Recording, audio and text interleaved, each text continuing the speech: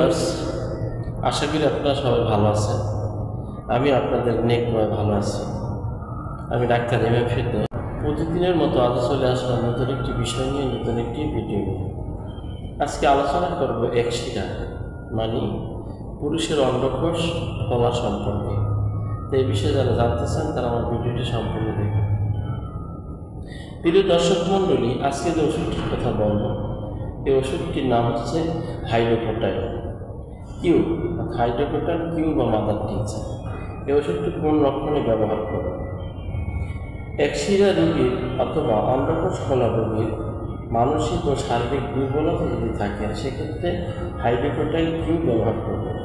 সমস্ত পেশিতে আঘাত লাগার মতো বেদনা যদি থাকে, সেক্ষেত্রে আপনারা হাইড্রোকোটাইল ওষুধটি ব্যবহার করবে।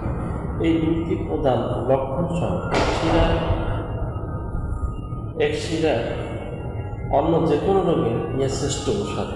এই দুইটি প্রধান লক্ষণ সহ এক্সিরা রোগের যে কোনো এক্সিরা রোগের জন্য এই হাইড্রোকোটাইল ওষুধটি অত্যন্ত কার্যকরী একটি ওষুধ। এবার বলবো এর ডোজ সম্পর্কে। এটি 10 ফোঁটা করে দিনবার খাবার আধা ঘন্টা আগে অথবা খাবার আধা ঘন্টা পরে খাবেন। দ্বিতীয় নম্বর যে ওষুধটির কথা বলবো, এটির নাম হচ্ছে সাইলেশিয়া। এই সাইলেশিয়া 30X, সাইলেশিয়া 30X এই ওষুধটি কোন কোন লক্ষণে ব্যবহার করবে? এর মধ্যে যে লক্ষণগুলো, প্রথম যে লক্ষণ সেটি হচ্ছে ধাতুগ্রস্ত ব্যক্তিদের পুষ্টির অভাব, অর্থাৎ ধাতু ক্ষয় আছে, ধাতু পাতলা, তারপরে আবার পুষ্টির অভাব, শরীরের ক্রমশ শীর্ণ হয়ে যায়, শরীর আস্তে আস্তে শুকিয়ে যাচ্ছে। অমাবস্যা ও পূর্ণিমায় রোগ লক্ষণে বৃদ্ধি। অমাবস্যা এবং পূর্ণিমায় রোগ লক্ষণ যদি বৃদ্ধি পায়, সেক্ষেত্রে সাইলেশিয়া 30X ব্যবহার করবে। মাথায়, বিশেষত হাতে পায়ে দুর্গন্ধযুক্ত প্রচুর ঘাম, অনেক মানুষ আছে মাথায় এবং হাতে পায়ে অত্যন্ত ঘাম দেয়, সেক্ষেত্রে আপনারা সাইলেশিয়া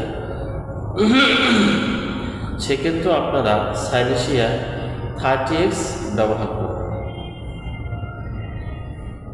যে লক্ষণগুলো বললাম, ধাতু পাতলা, যাদের অপুষ্টি অর্থাৎ পুষ্টির অভাব, আস্তে আস্তে শুকিয়ে যাচ্ছে, অমাবস্যা এবং পূর্ণিমার রোগ লক্ষণ বৃদ্ধি পায়, এই লক্ষণগুলো যদি কারোর মধ্যে থাকে, এর সাথে দুর্গন্ধযুক্ত ঘাম বের হয় যদি শরীর থেকে, সেক্ষেত্রে এর সাথে এই ওষুধটি ব্যবহার করবেন। ওষুধটির নাম হচ্ছে সাইলেশিয়া 30X।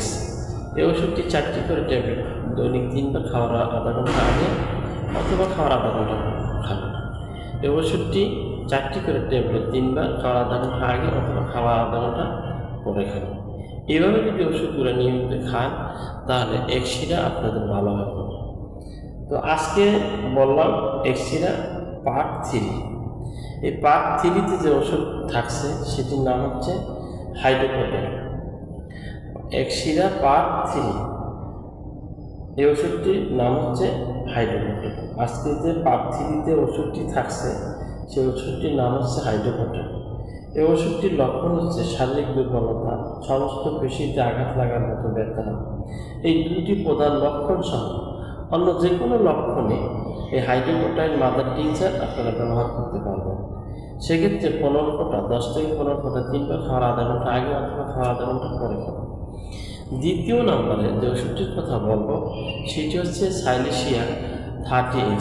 এই ওষুধটি যে লক্ষণে ব্যবহার করবেন, ধাতু পাতলা, ধাতুগ্রস্ত রোগী ব্যক্তিদের জন্য এই ওষুধটি ব্যবহার করবেন। পুষ্টির অভাব যাদের আছে, তাদের ক্ষেত্রে এই সাইলেশিয়া 30X ওষুধটি ব্যবহার করবেন। অমাবস্যা পূর্ণিমা রোগের বৃদ্ধি পায়, সেক্ষেত্রেও এই ওষুধটি ব্যবহার করবেন।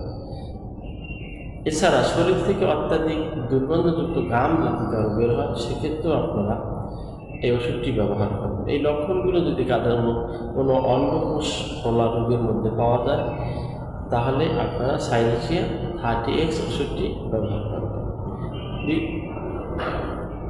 ভিডিওটি কেমন লাগলো আমাকে কমেন্টে জানিয়ে দেবেন। যদি ভালো লাগে তাহলে একটি লাইক দেবেন এবং বন্ধুদের সাথে শেয়ার করবেন। ভালো থাকুন, সুস্থ থাকুন, আর দেখতে থাকুন ডিএস।